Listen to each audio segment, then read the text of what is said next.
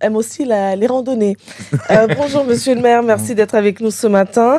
Les barrages sont levés, Mayotte ne sera pas placée en état d'urgence, mais les violences sont toujours d'actualité. À Mamoudzou, c'est tous les jours, on a vu récemment les images dans le centre commercial Baobab. Y a-t-il encore de l'espoir pour ramener la paix dans votre commune? Peut-être avant de parler des choses qui fâchent, je prends la balle au bon et j'invite l'ensemble des Mahorais et Mahorais, l'ensemble de la population à nous retrouver le 8 mars, Mamoudzou by Night, découvrir aussi Mamoudzou à travers une randonnée. Donc le 8 mars, j'invite toutes les femmes parce que c'est la journée de la femme. C'est important. On a un séminaire dans la journée et la nuit, on va s'approprier le centre-ville. Et la sécurité sera au rendez-vous? Naturellement, comme tout ce que nous faisons, on crée les conditions pour qu'il y ait de la sécurité. On a des associations qui sont mobilisées.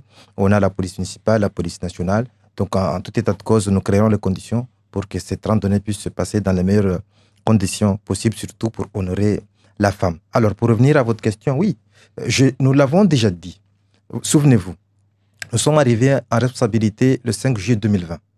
Et tout de suite après, parmi les certain nombre de choix et de décisions que nous avions prises, c'était d'organiser les assises de la sécurité et de la citoyenneté. Parce que le diagnostic qui était connu, qui était partagé, c'est que l'insécurité était endémique. Mais il fallait que collectivement, nous nous retrouvions pour réfléchir à la fois sur les mesures de prévention qui nous concernent en réalité, nous, les collectivités, et les mesures pour ce qui est de la police nationale, et donc de l'État de manière globale, pour tout ce qui est mesures autres, innovantes pour la partie sécurité. Nous avons posé ce diagnostic, nous l'avons partagé, un certain nombre de décisions depuis qui sont en cours, un plan d'action a été mis et validé. À l'occasion, nous nous retrouvons avec le partenaire pour faire un point d'étape. Nous l'avons dit, il faudra beaucoup de temps, mais il faudra aussi beaucoup d'énergie, beaucoup de persévérance pour que nous puissions venir à bout de cette insécurité endémique. Ce n'est pas parce que c'est difficile qu'il faut baisser les bras. Monsieur le maire, la première victime tuée par balle, c'était en décembre dernier, c'était dans votre commune, puisque c'est arrivé pendant des affrontements à Kaweni. L'État prend des mesures pour contrôler désormais la vente des machettes, mais sur le terrain, nous sommes déjà arrivés à un niveau supérieur, la circulation des armes à feu. Est-ce que c'est un phénomène qui vous préoccupe aujourd'hui? Naturellement, un deuxième décès à Congo par balle, c'est d'abord, je pense que c'est peut-être... allez, on va dire une façon pour que l'État puisse se rendre compte que ce que nous disons depuis plusieurs années, quand je dis nous, la population de Mayotte de manière globale, nous disons depuis plusieurs années, il ne faut surtout pas que l'on commence à regarder de l'autre côté, alors que sur le territoire, l'insécurité est prenante au quotidien. Nous sommes victimes du terrorisme du quotidien. Quand nous disons ça, on n'est surtout pas en train d'exagérer. Maintenant qu'on est passé des cailloux, des machettes, vous l'avez dit, il fallait quand même faire quelque chose. Donc oui, naturellement, nous avons été demandeurs pour que nous puissions contrôler ces ventes de machettes. Et aujourd'hui, c'est les armes à feu. Je suppose que ce sont des armes à feu rentrées clandestinement, parce qu'il n'y a pas d'espace où on vend des armes ici. Il n'y a pas d'armurerie ici sur le territoire, en tout cas à ma connaissance. Et je suppose que ce sont des armes qui sont rentrées sur le territoire de manière clandestine. Ça veut dire quoi? Ça veut dire qu'au-delà même des hommes et des femmes et des enfants, et voire même des animaux qui rentrent sur le territoire de manière clandestine, il va falloir que maintenant on redouble de vigilance, parce que si les armes rentrent aussi de manière clandestine sur le territoire, c'est un danger potentiel pour l'ensemble du territoire de Mayotte. Monsieur le maire, vous avez été à Paris avant l'arrivée de la ministre, vous l'avez rencontrée. D'ailleurs, on n'a jamais vraiment su ce qui s'était dit, mais bon, elle est venue, elle est partie, on a eu des annonces. Vous avez évoqué ce changement de doctrine, vous appelez à changer de doctrine, quitter les ronds-points, les axes routiers, aller chercher dans les zones où se réfugient les délinquants. Lorsque la ministre dit que ces voyous n'ont pas d'adresse, vous, en tant que maire, vous faites le même constat? Les délinquants n'ont pas d'adresse? Pour faire très vite en résumé, qu'est-ce qui s'est passé à Paris? Darmanin et Mme Guévenoux sont arrivés sur le territoire. Ils ont rencontré et les forces vives et les élus. C'était le moment des forces vives. Ils ont exprimé ce qu'ils avaient exprimé. Et par la suite, la ministre nous a fait une proposition de nous retrouver à Paris pour commencer à réfléchir la suite. Nous sommes allés avec le président du conseil départemental, le président de l'association des maires, les parlementaires qui étaient là-bas, qui avaient été reçus par la ministre. le mot d'ordre était le même. Il faut que les mesures urgentes, la doctrine change, parce qu'en réalité, oui, si nous faisons les mêmes choses, mais on restera encore, dans 10 ans, on reviendra à faire les mêmes constats que ça ne marche pas. Vous avez été entendu, vous pensez que... Elle l'a dit, elle l'a confirmé. Hier, j'ai rencontré le préfet de Mayotte. Sa feuille de route était très claire.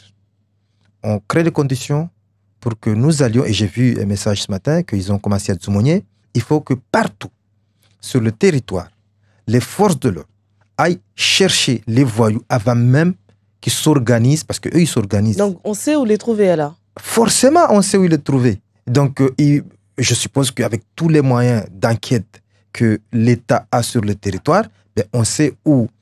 Et nous, en tout cas, pour ce qui est des villes, des communes, nous allons être aidants avec nos policiers municipaux, avec les renseignements que nous allons prendre auprès de nos concitoyens.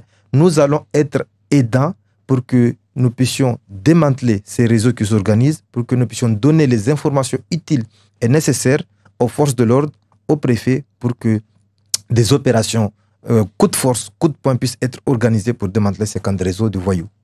Amdilo Aïdou Soumaïla, prenons l'exemple de Mtsapéré. On en est venu carrément à connaître les heures et les jours d'affrontement sur la voie publique. La plupart du temps, ce sont des élèves d'ailleurs qui sont la plupart du temps escortés par les policiers. Et ce sont des élèves qui s'affrontent. Avez-vous envisagé d'aller rencontrer des parents, voire même les sanctionner? C'est même pas envisagé. Nous l'avons déjà fait. À plusieurs reprises, vous le savez, nous avons organisé des réunions au lycée de Mamoudzou avec le proviseur, avec les parents. Ce qu'on s'est convenu avec le nouveau préfet. Parce qu'encore une fois, il faut que à travers tout ce qui se passe, à travers les évolutions de ces violences, nous aussi, nous adaptions nos approches, nous adaptions notre façon de faire.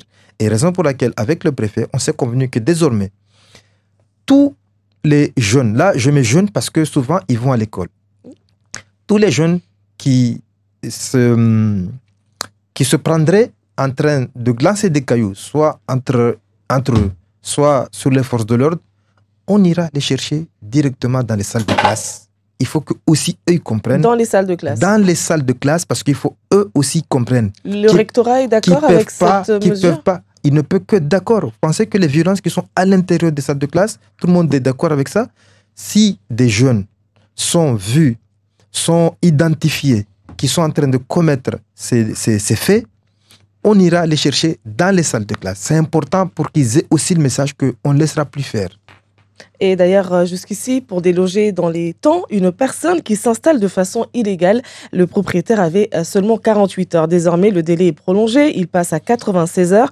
Changement acté à l'issue du vote ce mercredi au Sénat dans le cadre du projet de loi contre l'habitat dégradé.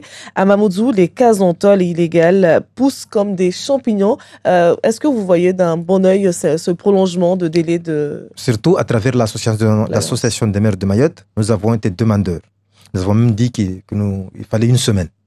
Donc maintenant, c'est on va dire 2 jours supplémentaires. C'est toujours 2 jours de pluie, c'est important. Donc je remercie l'ensemble des parlementaires qui ont en tout cas relayé notre demande. Donc c'est important. Il faut qu'on crée les conditions pour que, comme on l'a dit, vous créez un banga, un bidonville.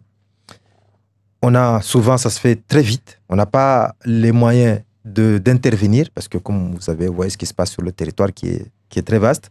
Mais si on n'a pas les moyens d'intervenir dans les 48 heures, on aura maintenant les moyens d'intervenir. Ces 48 heures supplémentaires, c'est toujours ça de prix et c'est une très bonne chose. On a vu les démolitions il y a quelques années à Batolo, à Kaweni, et aujourd'hui, monsieur le maire, lorsque vous levez les yeux, on a quand même cette impression qu'on a détruit pour finalement laisser se réinstaller les mêmes personnes. Raison pour laquelle nous, en tout cas les communes, nous demandons qu'on aille plus loin. Que ce soit carrément un délit.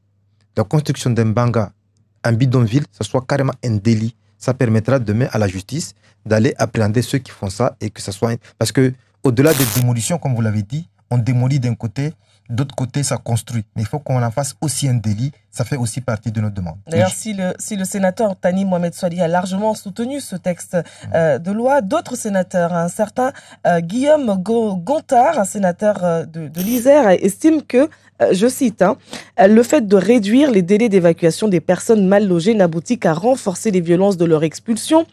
Et durant l'opération Wambushu, monsieur le maire, on a vu ces délinquants en blouse blanche à Tsunzu agresser, piller et menacer de mort des Mahorais pour pas qu'on touche à leurs habitats illégaux. Est-ce que c'est un risque à prendre? Je l'ai toujours dit. Tsunzu, c'est mon village. Moi, je suis allé à Tsunzu pendant justement ces émeutes et j'étais très clair, de manière publique. Les traces sont là. J'ai dit, ni à Tsunzu, ni ailleurs dans ce territoire de la commune, en tout cas pour ce qui est de Mamoudzou, nous n'accepterons des bidonvilles. Nous créerons les conditions. Il y en a beaucoup, beaucoup trop. On a laissé beaucoup faire depuis des années. Mais les bidonvilles n'ont pas leur place ni à Mamoudzou et je me permets, ni à Mayotte. Donc oui, à Tsunzu, comme ailleurs, nous créerons les conditions pour que, avec et en soutien des services de l'État, nous puissions déconstruire tous les bangas. Parce que les bangas, les bidonvilles, c'est une indignité. Le monsieur là qui a parlé, le sénateur qui a parlé, allez demander, je dis, dans son département, dans sa ville, dans sa commune, combien ils ont de bidonvilles. Donc, ces gens qui sont là à nous apporter des jugements de valeur, qui connaissent même pas le territoire, qui savent pas d'abord que les bidonvilles, c'est d'abord une indignité de ceux qui y vivent déjà. Donc, si ces gens-là, ils aimaient ces gens-là, ils aimaient ces gens qui sont dans ces bidonvilles, qui viennent les récupérer et qui viennent les ramener chez eux. Et justement, parce que lui a fait valoir durant ces débats le fait qu'on ne peut pas expulser sans solution de relogement. Un amendement a aussi été pris pour pouvoir mettre en place des modules de logement sans permis de construire. Est-ce que vous comptez également accélérer la construction de logements J'ai été destinataire de cet amendement gouvernemental. Moi, je pense que c'est une très bonne... Enfin, c'est une mauvaise solution. Ou une vraie fausse solution. De dire il faut construire sans permis de construire. Le code de l'urbanisme exige que toute construction fasse l'objet d'un permis de construire. Il ne faut pas qu'on commence à lancer des mauvais messages. Qu'on réduise le délai, c'est entendable. Mais qu'on dise pas de permis du tout, moi je ne suis pas nécessairement favorable. J'ai été destinataire, je l'ai dit, de cet amendement hier. Je suis en train de saisir les parlementaires pour leur dire, en tout cas le gouvernement aussi, pour lui faire comprendre que ce n'est pas une bonne solution de dire maintenant on peut construire sans permis de construire. Sinon, ce n'est pas la peine d'avoir un code de l'urbanisme alors. Toute dernière question, il est déjà 7h30. À partir d'aujourd'hui, monsieur le maire, les abonnés de la SMAE paieront eux-mêmes leurs factures d'eau. Fini la prise en charge de l'État, mais les coupures continuent tant que les capacités de production d'eau n'auront pas évolué. N'est-ce pas prématuré? Il faut demander. Il y avait Elisabeth Borne qui avait accepté que la prise en charge soit faite par l'État, en tout cas des mois précédents. Maintenant, il y a un nouveau Premier ministre. Il faut que collectivement, on puisse la saisir aussi pour lui dire que tant que la situation ne sera pas revenue à la normale, si on peut parler de normalité, ben, il faut que l'État continue à prendre en charge les factures. Donc, en tout cas, pour ce qui est de l'association des maires, nous nous sommes positionnés. Le président enverra très prochainement un courrier à Gabriel Attal pour lui demander en tout cas de prendre en charge les factures d'eau. Et toute dernière question, dans son communiqué, la préfecture annonce la mise en place d'un stock stratégique dans les administrations et les collectivités locales. Jusqu'ici, ce sont les CCAS qui ont assuré la distribution d'eau, mais qu'est-ce qui change? Parce que c'est un peu confus. En tout cas, moi, j'ai pas compris. En réalité, c'est très simple. Rien ne change. Non, pour résumer très vite. Il y a des millions de bouteilles d'eau qui restent ici encore sur le territoire. Maintenant que les choses commencent à redevenir, en tout cas le calendrier qui avait été fixé au 1er mars, en tout cas à la date d'aujourd'hui, on va garder, parce qu'il y avait une réflexion une question qui se posait, est-ce qu'on devait renvoyer les bouteilles d'eau non consommées restant, en tout cas les conteneurs.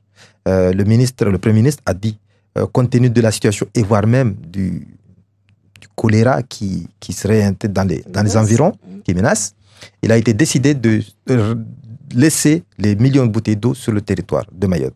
Donc, chaque commune sera destinataire de ces conteneurs d'eau, donc ces milliers de mètres cubes d'eau, en tout cas en bouteilles. Et en fonction des situations, nous pourrions commencer tout doucement Mais on arrête les distributions actuelles? Oui, c'était prévu qu'on arrête au mois de mars, qu'on arrête les distributions, la façon dont on le fait. Après, l'eau est remise aux collectivités. Et à charge à nous de voir nos personnes vulnérables pour qu'on puisse faire des distributions, on va dire, de manière ponctuelle pour écouler tout doucement les bouteilles restantes. Donc tous les Mahorais qui étaient au travail pendant qu'on distribuait l'eau pourront bénéficier peut-être de ces packs d'eau, monsieur le maire? Je l'espère. Merci beaucoup.